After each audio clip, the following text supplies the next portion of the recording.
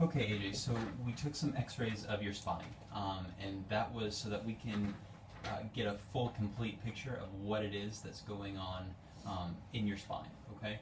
Now, before we go over your x-rays, I want to take a minute just to teach you how to read x-rays. That way, when we're going through yours, you'll have a better understanding of what it is that we're looking at. Okay. Make sense? Yeah. Okay, cool. All right, so the example that we're going to be using is of the cervical spine. Now, the reason we use the cervical spine is because that is one of the most important areas in the entire spine. And the reason for that is because while the nerves that exit the cervical spine, you know, they innervate the thyroid and the tongue and the eyes and things like that, all the nerves that innervate all the rest of the body, they have to travel through the cervical spine in order to exit at lower levels. So if there's a problem here, there can be a problem anywhere throughout the entire spine, okay? Okay, so this is a picture of a cervical spine.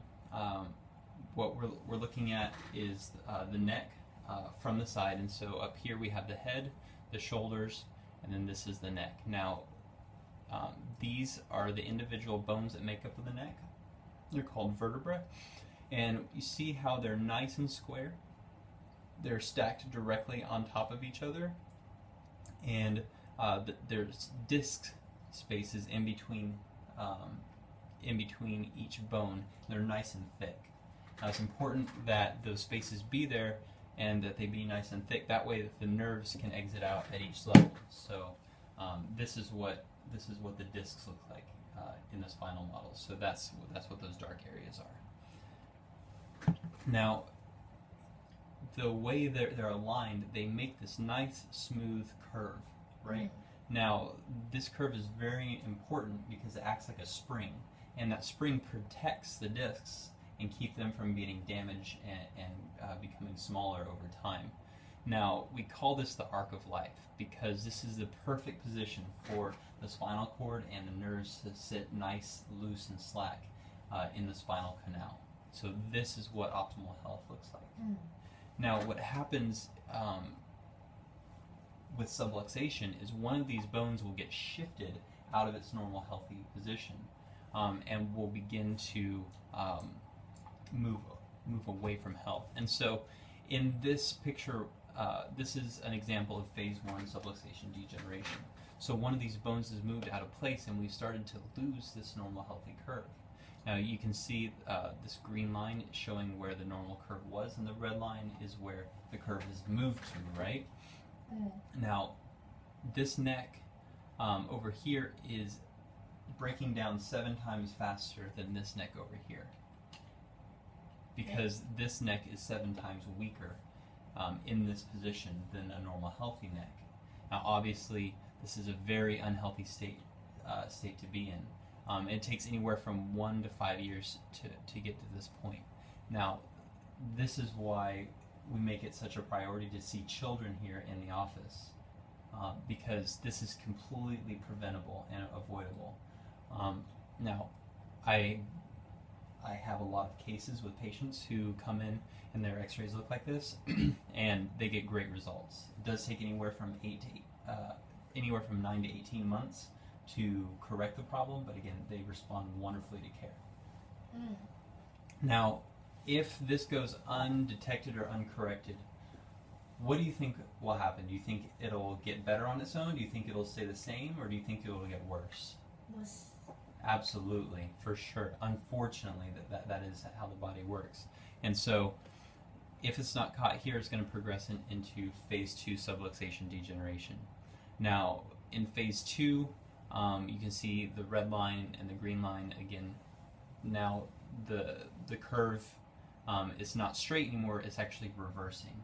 And this is a very unhealthy state for the neck to be in. There's a lot of nerve irritation, and because that springing mechanism has been lost, the discs at these levels where the problem is have gotten smaller as a result.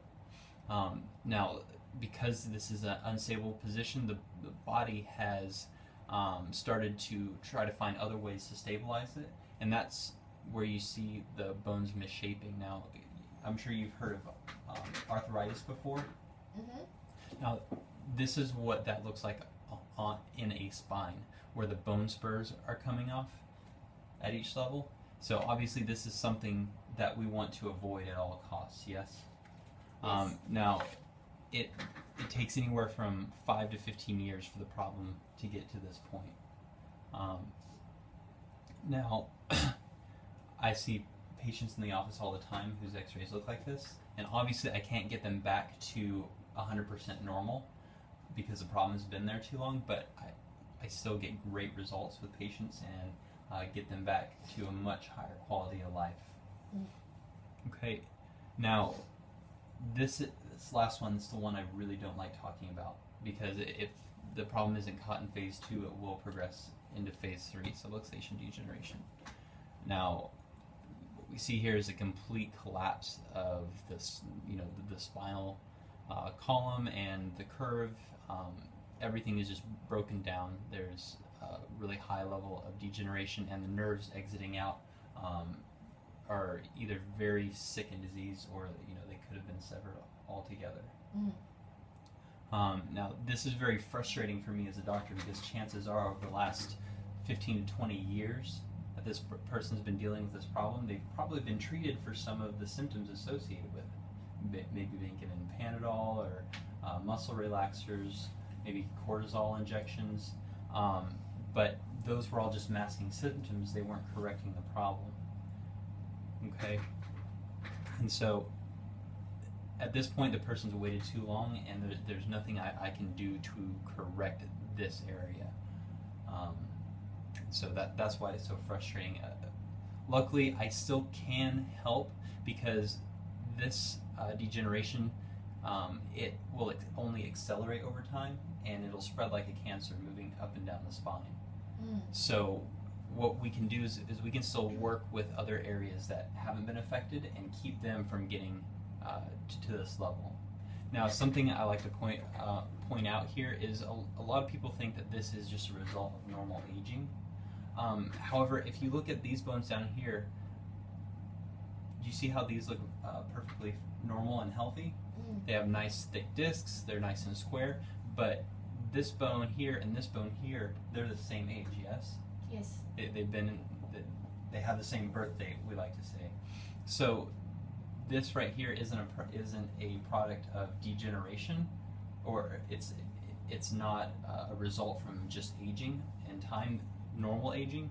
This is what happens when a problem goes uncorrected for a really long period of time.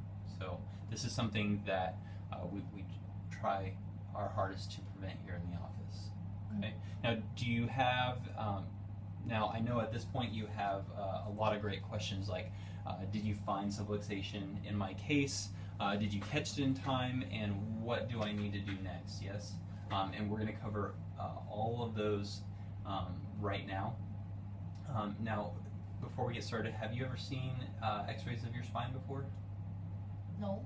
No? Okay. The reason why I ask is, for some people it can be upsetting, but I just want you to know that you're in the right spot, and we're going to get you taken care of, okay? Okay.